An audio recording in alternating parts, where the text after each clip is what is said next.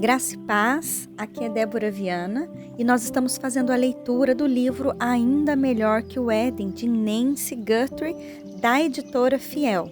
Hoje nós faremos a leitura do tópico 4 do capítulo 2, testado por um madeiro no jardim do Getsemane. Adão e Eva foram testados em relação a uma árvore num jardim radiante e ensolarado, onde todas as suas necessidades estavam supridas. Mas Jesus, o segundo Adão, foi testado em um madeiro na escuridão do jardim do Getsemane. Nada nessa árvore de julgamento era desejável. Ele não queria comer dela se houvesse qualquer outro caminho. Contudo, era o fruto dessa árvore que seu pai queria que ele comesse. O apóstolo Pedro nos diz, carregando ele mesmo em seu corpo sobre o madeiro, os nossos pecados. 1 Pedro, capítulo 2, 24. Quando Paulo descreveu a crucificação, ele disse, tirando-o do madeiro, puseram-no em um túmulo, Atos 13, 29. Porque Pedro e Paulo chamam a cruz de madeiro, os israelitas dos dias de Pedro e Paulo estavam familiarizados com Deuteronômio 21, 22 e 23, que diz, se alguém houver pecado possível da pena de morte, tiver sido morto, e o pendurares no madeiro, o seu cadáver não permanecerá no madeiro durante a noite, mas certamente o enterrarás no mesmo dia, porquanto o que foi pendurado no madeiro é maldito de Deus. Pendurar o corpo de um criminoso no madeiro era um sinal público de que havia sofrido a punição do povo. Agora, o criminoso estava sob a maldição de Deus. E por isso que Pedro e Paulo se referem à cruz como madeiro. Quando Jesus foi crucificado pelas mãos dos homens ímpios, ele não era apenas a vítima de um erro judiciário humano. Jesus estava sob a maldição de Deus. Ao Senhor agradou moê-lo, fazendo-o enfermar. Isaías 53:10. Naquele dia, o pecado humano, que começara numa árvore no Éden, foi tratado em uma outra árvore, o madeiro no Calvário. E eis o que precisamos compreender sobre esse madeiro. Eu mereço ser pendurada nele. Você merece ser pendurada nele. Mas as boas notícias do Evangelho são que Deus tornou pecado por nós, aquele que não tinha pecado, para que nele nos tornássemos justiça de Deus. 2 Coríntios 5:21. Nesse madeiro, Cristo absorveu em si mesmo a medida plena da ira de Deus, para que você e eu possamos experimentar a medida plena da bênção de Deus. Essa árvore de julgamento se tornou uma árvore da vida para nós. Como bendizemos aquela cruz maldita. Quando ficamos debaixo dessa árvore e tomamos posse de seu fruto, ele muda tudo na história de nossas vidas. Vamos dar continuidade no tópico 5 do capítulo 2. Curados por uma árvore num jardim melhor que o Éden. Porque Jesus foi pendurado no maldito madeiro, em nosso lugar. Todos que vencem a tentação de compreender a vida em qualquer outro lugar, senão nele, podem estar certos que não há outra árvore em nosso futuro. Lemos a respeito no último capítulo da Bíblia, Apocalipse 22, no qual João escreve, então me mostrou o rio da água da vida, brilhante como cristal, que sai do trono de Deus e do Cordeiro. No meio da sua praça, de uma e outra margem do rio, está a árvore da vida, que produz 12 frutos, dando seu fruto de mês em mês, e as folhas da árvore são para a cura dos povos. Nunca mais haverá qualquer maldição. Nela estará o trono de Deus e o do Cordeiro. Os seus servos o servirão. Apocalipse 22, de 1 a 3. A cena descrita por João traz à mente aspectos essenciais do Éden, e a árvore da vida e o rio da vida, o qual, segundo Gênesis 2:10, fluía do Éden.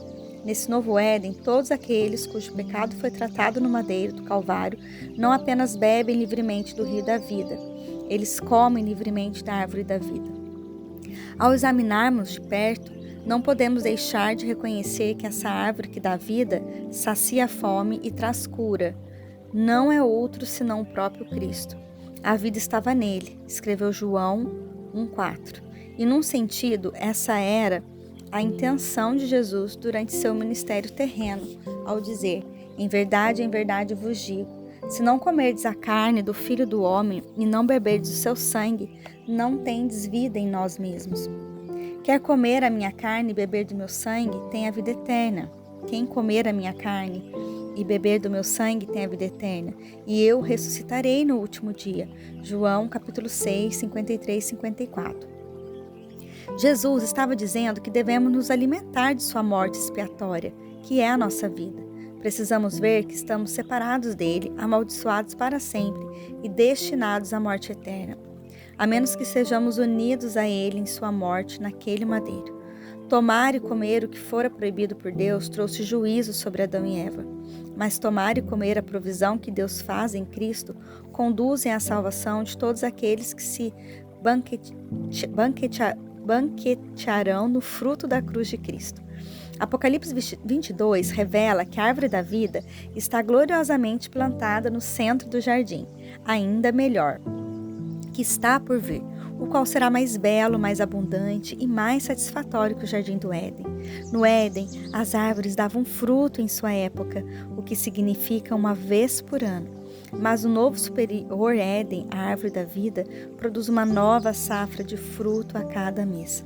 No Éden, a árvore da vida crescia no meio do jardim, mas no novo Éden, a árvore da vida cresce de uma outra margem do rio. Parece que ela se multiplicou e expandiu, o que significa que todos terão acesso a ela. Todos serão convidados a comer suas porções. E não é apenas o fruto que vai nos alimentar, as folhas dessa árvore vão nos curar. Em verdade, elas curarão todas as coisas. Todas as cicatrizes deixadas pelo pecado serão curadas. Todas as feridas causadas por palavras ásperas, a infecção de atitudes cínicas, os cancros do racismo, tudo será curado. Todas as cicatrizes emocionais deixadas pelo abuso, a distração relacional causada pelo divórcio, as dissensões sociais causadas pelo orgulho, a corrupção governamental causada pela cobiça, tudo será curado. E quando essa cura tiver ocorrido, levando consigo todo o pecado que conduziu à doença, nada jamais voltará a ameaçar, reduzir ou perturbar nosso desfrute da vida. Teremos a vida pela qual Eva ansiou e qual ela tolamente pensou que poderia obter a força. Nós a teremos não a força, a parte de confiar que a receberemos de Deus, mas agarrando-nos a Cristo nesta vida, confiando que a vida pela qual anelamos vem somente por meio dele. Você realmente crê que a vida boa vem somente por meio dele? Paulo cria, ele disse, porquanto para mim o viver é Cristo e o morrer é lucro. Filipenses 1:21. O viver não é casar-se, nem ter um casamento satisfatório. O viver é Cristo. O viver não é ter filhos, nem criar filhos saudáveis, bem-sucedidos ou mesmo piedosos. O viver é Cristo.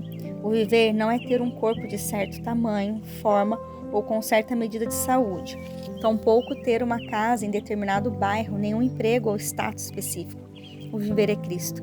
E a maioria de nós precisa ser convencida disso. E convencida de novo amanhã, hoje e amanhã, pois estamos tão completamente imersas neste mundo que nos diz o contrário. Esse convencimento renovado ocorre agora quando começamos a comer da árvore da vida, alimentando-nos de Cristo e de sua palavra hoje, amanhã e novamente no dia seguinte. Recentemente, meu amigo Eric Brown postou uma foto de sua esposa Ruth lendo um livro para seus 3 filhos, espremidos na casa de Pearl no hospital, juntamente com esta mensagem. Foi durante um sofisticado café da manhã com um caro amigo nesta manhã, eu estava lhe contando sobre uma ótima refeição que fizemos em nossa última viagem. O chefe continuava a trazer um prato atrás do outro para que eu e Ruth experimentássemos. E cada vez que o garçom trazia um novo prato, ele mencionava que era com os cumprimentos do chefe. Meu amigo me interrompeu bem no meio da história e falou cuidadosamente: cumprimentos do chefe. Você percebe que assim é toda a sua história de vida? Da minha perspectiva, vendo de fora como um sobrevoo de 9.000 metros de altura, cada pedacinho desses últimos anos tem sido apenas cumprimentos do chefe. Você enxerga isso? E é verdade, o Senhor tem sido duplamente bom para minha família, repetidas vezes de maneira que eu raramente paro para considerar. Ele nos traz um prato atrás de outro, todos com os cumprimentos do chefe. Não é apenas Pearl ou Vende, ou esta casa está a carreira estes amigos. Tudo isso está incluso, mas não são primeiramente tais coisas.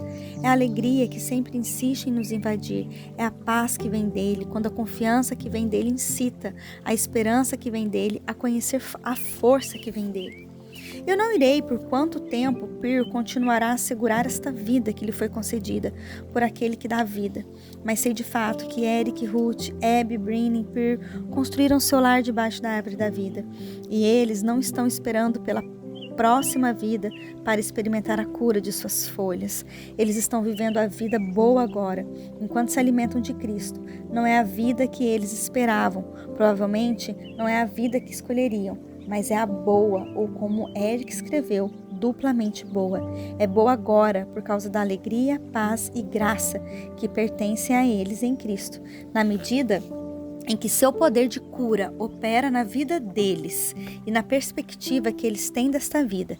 E é boa por causa da cura ainda mais plena que eles sabem que está por vir. Cura perfeita, cura abrangente, cura permanente, curados e plenos para sempre, a vida pela qual todos anelamos. Vou deixar para vocês agora um hino que eles deixam aqui, a mensagem da cruz, para vocês estarem meditando nesse capítulo. Esse cântico ele fala: no Calvário se ergueu uma cruz contra o céu, como emblema de afronta e de dor. Mas eu amo essa cruz, foi ali que Jesus deu a vida por mim, pecador. Durante o processo de edição deste livro, Pir, Joe e Brown entrou no gozo do Senhor. Tive o privilégio de falar no funeral dela dizendo: o que traz o mais profundo conforto em nosso coração enlutado não é apenas que Pir está num lugar melhor que agora, é que está chegando o dia em que Cristo vai retornar. A alma de Pir estará com ele. Ele chamará o corpo de Pir para fora do túmulo. Ela será plenamente Pir, mas terá uma glória radiante que não tinha antes. A alma dela será reunida ao seu corpo, um corpo glorificado e adequado para viver para sempre com Cristo, numa nova terra gloriosa.